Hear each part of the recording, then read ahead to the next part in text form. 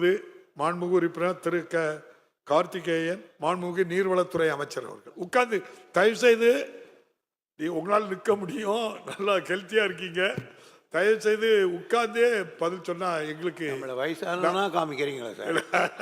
இல்லை, நாங்கள் அதை சொல்லலை, நாங்கள் இளைஞராக தான் பார்க்குறோம். இல்லை இல்லை, நான் பாரிமன். ஓகே.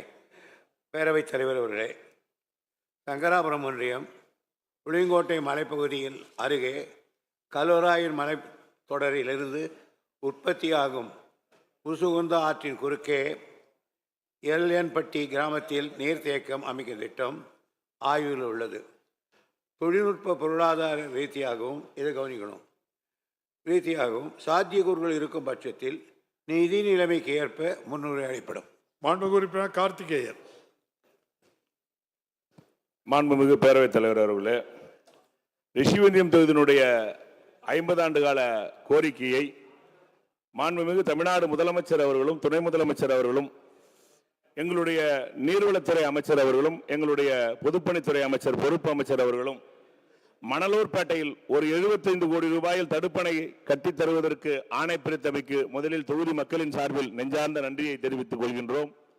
இந்த முஸ்குந்தா நதியில் அமைக்கப்படுகின்ற அந்த தடுப்பணைக்கு அங்கே மக்கள் விரும்புகின்ற இடத்தில் போதிய இடத்தினை அரசுக்கு தானமாக வழங்குவதற்கு தயாராக இருக்கின்றோம். அரசு விரைந்து கட்ட முன்னுரிமை என அறிய விரும்புகிறேன்.